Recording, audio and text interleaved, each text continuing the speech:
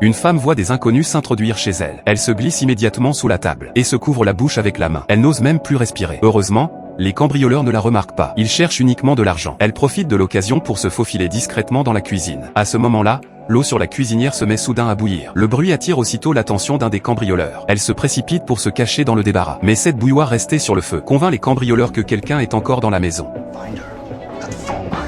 Il commence alors à fouiller toute la maison. Le chef ouvre la porte du débarras, mais le trouve complètement vide. La femme s'est en fait échappée par une autre porte, menant au premier étage. Mais à peine se cache-t-elle dans une pièce, qu'un des cambrioleurs la suit à l'étage. Il fouille partout sans parvenir à la trouver. Il ne découvre qu'un minuscule placard, où elle est dissimulée tout au fond. Le cambrioleur s'approche de plus en plus. Prise de panique, elle se retourne et dévale l'escalier. Mais au moment de franchir la porte d'entrée, elle s'arrête brusquement, comme si quelque chose d'encore plus dangereux l'attendait dehors. Les trois cambrioleurs restent là, déconcertés. Ils ne comprennent pas. Elle aurait pu s'échapper. Alors pourquoi ne sort-elle pas? L'un d'eux, intrigué, la traîne de force à l'extérieur. L'instant d'après, la femme s'effondre, submergée par la douleur, et rampe désespérément pour retourner vers la maison. On découvre alors qu'elle souffre d'une grave agoraphobie. Dès qu'elle met un pied dehors, son corps ne lui obéit plus. Sa vision se met à tourner. Le chef profite de la situation pour exiger qu'elle révèle où l'argent est caché. Sous cette pression, la femme finit par répondre. Une fois l'information obtenue, le chef la ramène à l'intérieur et demande à son complice de la surveiller.